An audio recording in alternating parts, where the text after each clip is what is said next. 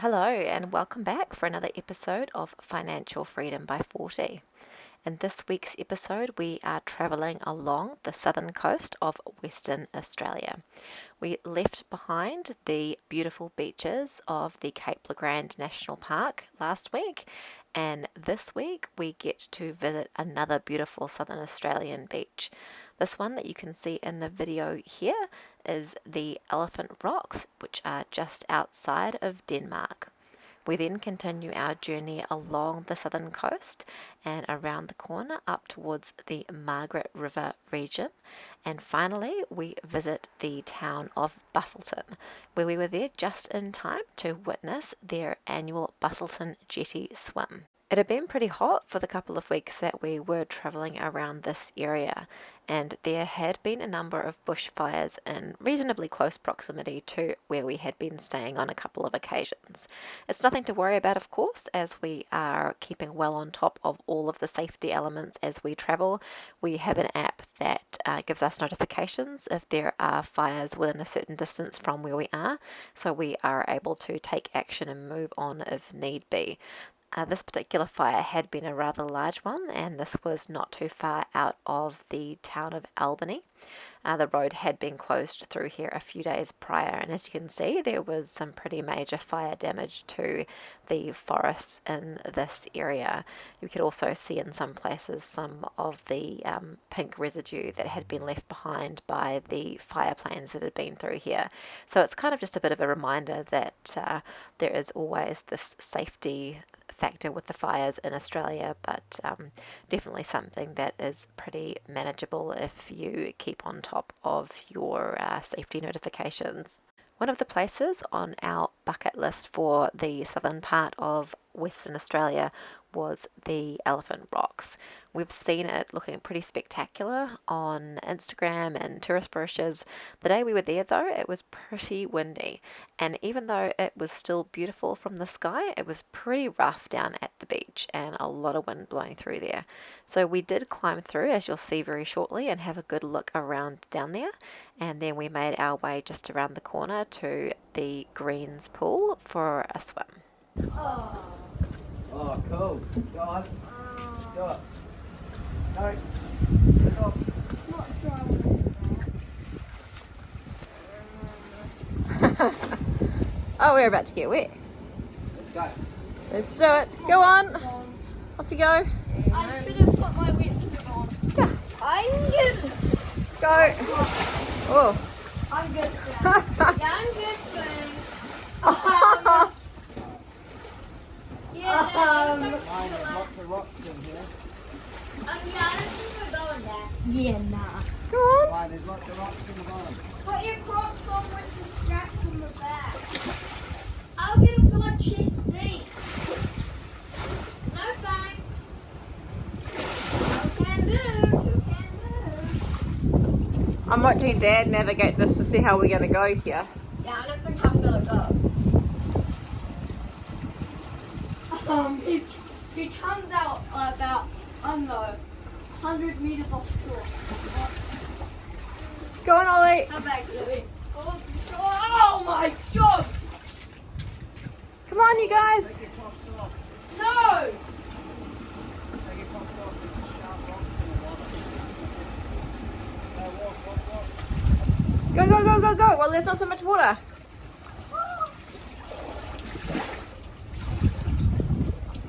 Go, Ollie, before the waves surge in. Right, so it's your turn. Go on. No, you first. We discovered, after having climbed down the stairs and navigating our way through that little passageway and getting all wet, that there was actually another access way that we could have gone down to get to the beach that was completely dry. Still, it was a little bit of fun getting in there, and we had a good laugh. But we did decide to go back out the way that didn't involve walking through the water. We then made our way over to the other side, which is about a 5-minute walk from the Elephant Rocks, where there is the beautiful Greens pool. It was also kind of windy in here on this particular day, but it was still a great spot for a swim and a bit of a snorkel, and there was some pretty neat sea life down there. We'll show you that in just a minute. Okay, 3, 2, 1, go! Woohoo! Is it good? Yeah! Yeah? Even though it was beautiful and sunny, it was actually quite cold, so Xavier was out before long and into his wetsuit. 3, 2, 1, go.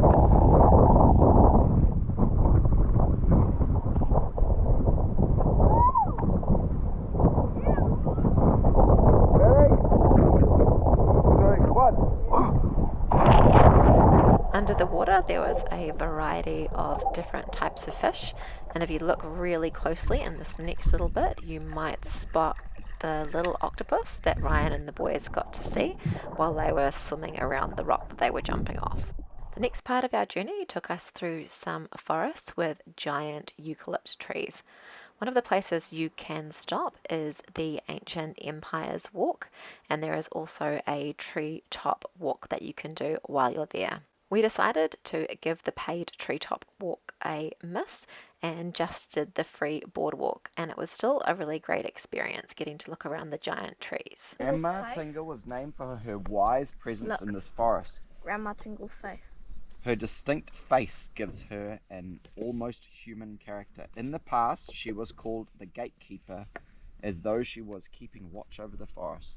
This matriarch of the forest measures almost 12 meters in circumference, 38 meters in height, and she is estimated to be over 400 years old. Look at her face. What's this one? Tingle. Oh yeah, this one's dead. Oh, yeah, that is dead. Well, although is it? Like a part of it's fallen off, but if you look up, look, it's actually got fresh growth from where it's been broken. Should we read its story? Oh. What does its story got say? wires on it. Grows to 45 meters tall, up to 20 meters in girth. Girth. That's Girth. how round You it can is. recognize red tangles by their large, often hollowed out bases. These hollows are created by a combination of fungal and insect attack, and then fire burning out the dead wood from the center of the tree. Red tangles only grow in a small area around Walpole and Norla, and need over a meter of rain every year to thrive. Yeah, and I'd say that one's had some fire damage because half of it's gone. Or on the trunks for some single trees are caused by insects, mite, bacterial or fungus attack. This damage initiates the production of plant growth hormones, and the tree forms a protective growth around the wound, like a scab or a scar on human skin. Wow. It is fascinating how these burls give each tree a unique character. You can do a free tour while you're at the Ancient Empire Walk, and the tour guide who showed us around told us some really interesting facts about the trees in this area. One of the things we thought was really cool was that Grandma Tingle, who is that big tree that you saw a little bit earlier, is able to send out special messages and special chemicals through her roots, which are interconnected with the roots of the trees that are growing around her, many of which will have grown from her own seeds. And she's able to prioritize sending these chemicals to help preserve or help out her offspring and grandchildren if anything goes wrong with them. So that's a pretty cool fact about tree family relationships. After our tour, we drove through to the town of Pemberton. It was a really hot afternoon, and being inland, it always seems to feel a lot hotter. So we had to find ourselves somewhere for a swim. We found out that there was this really cool pool called Pemberton Pool just down the road from where we were camping. So we decided to head there for a swim. Yeah. You're getting a little ride there, Zaf. How's the water? It's actually winter and it's not cold. Yeah. When you first dip your toes in, it's a bit cold, Yeah. but when you've actually gone in, it's good. Oh, that's good. Next up, it was time to check out another one of the famous local attractions. Have a look at this. So this is the Gloucester tree. I would definitely do that. You used to be able to climb up this ladder thing. I think it said to 52 meters or something, 52 or 53 meters. That must have been terrifying. No. Yes. No. There's absolutely no way your mother would be climbing up that But ladder. climb up like 20 22. Yeah, they've got the 20-meter one, which is probably halfway up. Look at the state of that. I can't even see the top. I can. Where's the platform? Quite far up it is. Where the platform is. No way. That is pretty cool, though. Oh, maybe they've taken the platform down. Yeah. But the ladder's there. No, that's not cool. That's terrifying. I'm surprised they even were allowed to have that. Like, oh, what's it?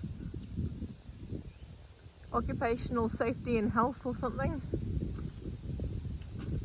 Nuts. Look, Yeah? they have fencing wrapping around the whole thing. Oh yeah, that's really It used to be cool reassuring. to go down the chute. Yeah. Really reassuring, yeah. It's like chicken wire. To stop you falling 50 something meters. Don't And worry. actually, even between the rungs, there's nothing to stop you if you get in the wrong place from going in between the rungs. Nah. It turns out that just around the corner there is another tree called the Dave Evans bicentennial tree, which you can still climb. There's nothing that say it's open or closed. You only go to the 20 meter at the moment because they're restoring the top. So, you Okay. gonna follow us? No. Yes, Mum, you are. Why don't you take my phone? Oh, Mum, I'll Dad, follow can you these give boys me up. a GoPro? No, I got the GoPro. You go. I cannot. I'm behind you. These rungs are pretty big. What did you give me your phone? I think you're supposed to hold Where you on going? to the top ones with your hand. I was saying we should have. This is so dangerous. Go on. Please be so careful. Go. Don't slip. I won't. I don't like this. Go on. Keep going. I do not like this. Just don't slip. So scary. Keep going. No, I'm down. You're down. I just don't You can do it. Keep going. Keep going. You can do it. Just don't look down. Go on. And it's just no. I'm You going down? All right. Are you at the top?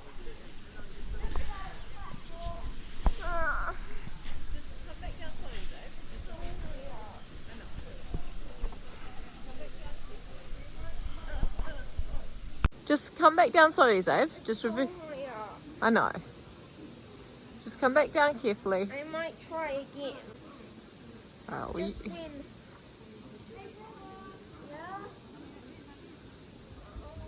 This is so scary. Yeah, imagine it's 65 meters. I think I would kind of. I don't want to do it. it's all right, sweetie. You're almost down. These rungs are so big. Look. Why do they make these things so steep?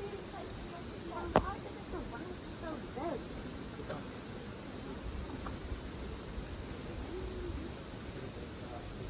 I really want to do it. I really don't want to do it. I understand.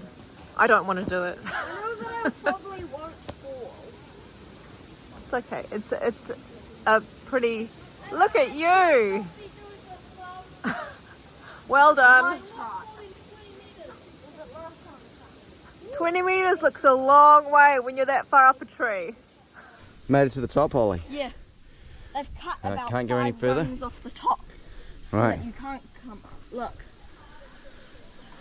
This looks so much taller than 20 meters. This is so scary. Is Xavier coming up? Imagine going to 65. I think Xavier's coming up. Is he? It's a long way up. I might come with down. Right, Ollie's on his way down.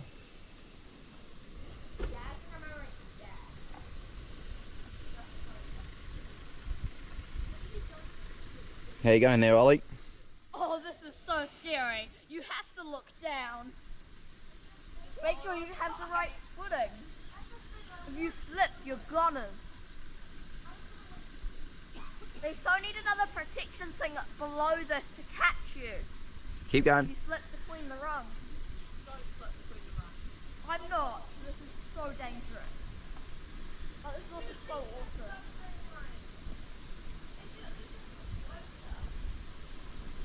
Coming back down again. You guys are so brave. I mean, I'm gonna go back up there. what? It gives me the heebie. I will go back up there. Really? I'm going back up with Ollie. No, you're not coming up by yourself. I want to come up again, but with someone. That's why I'm waiting here. You brave people. I'm going to try again. I'm not giving up this time. I'm now at the height where I'll probably break a leg. Not die, you mean? Yeah. No, it's still pretty high up. I'm glad it's not open the whole way. I don't think I could handle it. I mean, and by that I mean just Brother, watching go you back guys. down, 'cause Dad's coming down. Dad's right. Go down, please, Ollie. I can't. I'll come back up. I'll come back up behind you. I want to have one in front and one behind. You want to have a go? I want to have a go, but I want someone in front of me and someone behind me. Okay, I can go behind you. You're going in the middle then? Yes, he wants to go in the middle. Xavier wanted to give the climbing another go, so the boys did make one more attempt to get up the tree. Concentrate on nothing but your hands and legs.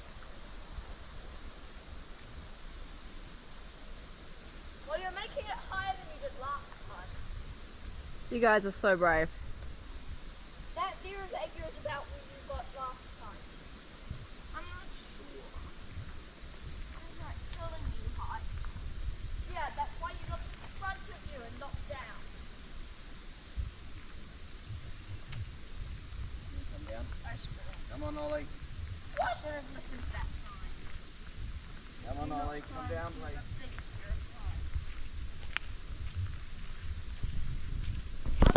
Gonna walk back and give you a feel for how high even that first platform is.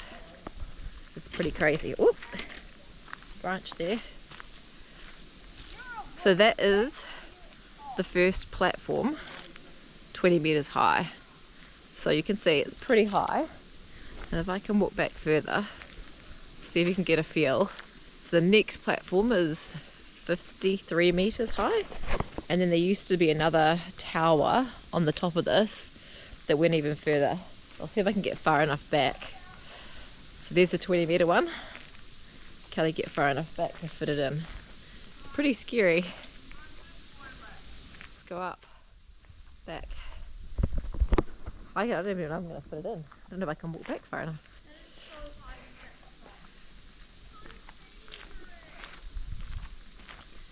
Getting higher. Can we see the second platform? Oh, there you go. So the second platform, hopefully you can see, is all the way up there on the canopy, and it used to have a tower on top of that that would take you even further up. So this is one of two trees in this area. They used to use them for fire lookouts, so people would climb up them and be able to see into the distance. Then they started to become a tourist attraction later on, but it's not much of a ladder up there, and it's a long way up. So that second platform is crazy. That's actually closed for now, and same with the other tree just down the road here. There's another one where they have a similar thing on, also closed. But yeah, good on the boys for giving that a go. I'm not that brave. A bit further up the road, we made the drive out to the Cape Leeuwin Lighthouse. This is the southwesterly most point of the Australian mainland. Smile like you love it. You clearly love having your photo taken, Ollie. This cape marks the point where the Southern Ocean meets the Indian Ocean. It was too windy to actually see where they meet on this particular day. It was also a little bit windy for us to be able to spot the stingrays at Hamelin Bay, which is just around the corner. We did decide to come back another day though when there was a bit less wind so that we could see the amazing Hamelin Bay stingrays. In this bay, the stingrays swim up and down the beach. There's a few different varieties, but as you can see here, they come right up in the shallows and even will tickle your toes on the odd occasion as they glide on past you.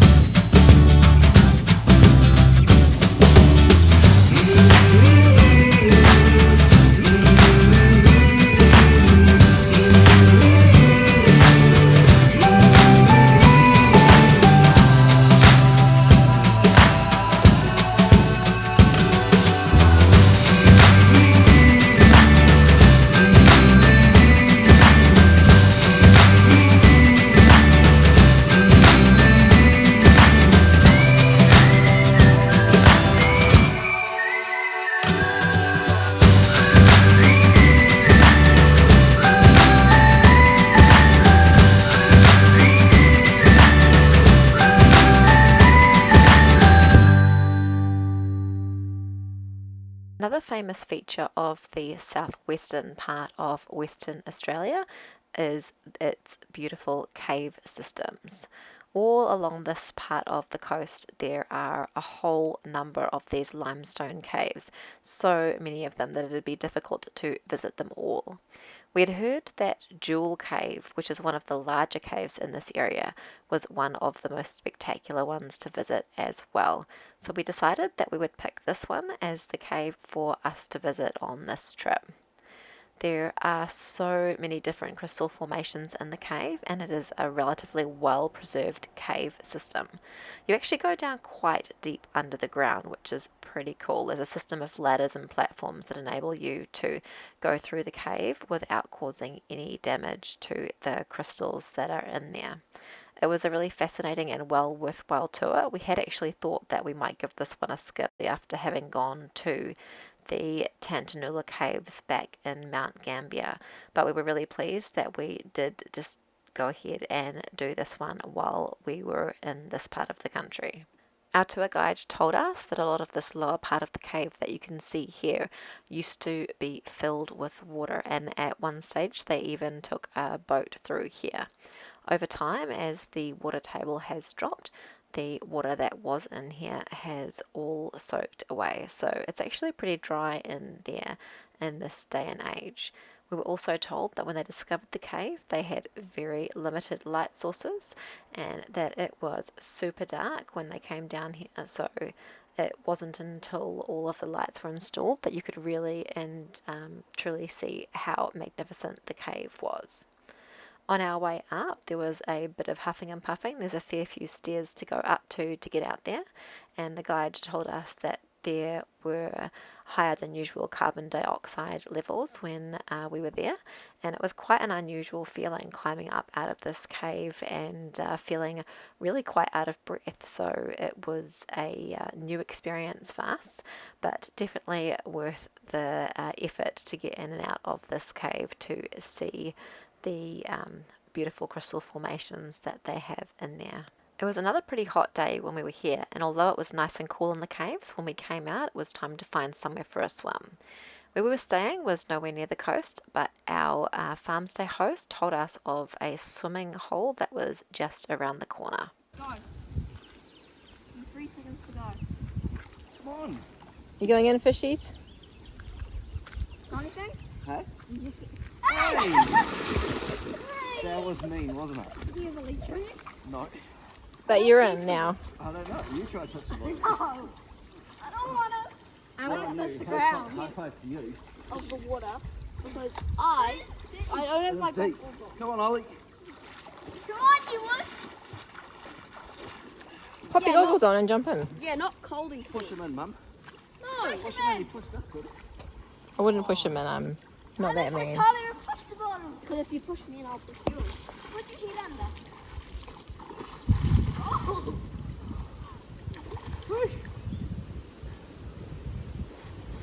Is it pretty deep? Oh, I'm not touching the bottom. Can you touch trying, the ground you know. there, brother? I've had one leech. I'm done. You can touch the bottom there. I think it's just volcanic. The rock. Come on, Ollie. Oh, you're brave enough to push your brother in, but you're not going to get in. No. You might have heard a little bit of the chat about being a bit apprehensive about getting in the water and of leeches, and that was because earlier in the trip in a freshwater swim Ryan managed to pick up a leech, so we've been a little hesitant to jump in the freshwater since then. But we didn't have to worry about the freshwater swims for too long, as the next day we were back out at the coast visiting the town of Busselton and taking on the walk of the big long Busselton jetty, which is nearly 2 k's long. We didn't know this when we arrived in Busselton, but while we were there they were having the annual Busselton jetty swim, which is where people will swim out and around the jetty and back in. So altogether it's almost a 4-kilometre long swim. This meant that there were a lot of events and activities on the weekend that we were there, and we were actually really lucky that we were able to get accommodation this weekend, as there were 5,000 swimmers taking part in in the swim out and around the jetty, which, as you'll see as the drone flies up here, is a pretty massive swim to take on. It started about 30 years ago, or exactly 30 years ago, with only around, I think it was about 80 swimmers, and now every year it just keeps getting bigger and bigger until there were 5,000 this particular swim, as well as having other events such as relays and kids swims as well. So the kids don't go quite as far out, but some pretty amazing undertakings to be swimming out around this giant jetty. There are a couple of other really cool things about this jetty as well. So if you want to, rather than walking out, you can catch the little tourist train that goes all the way out to the jetty.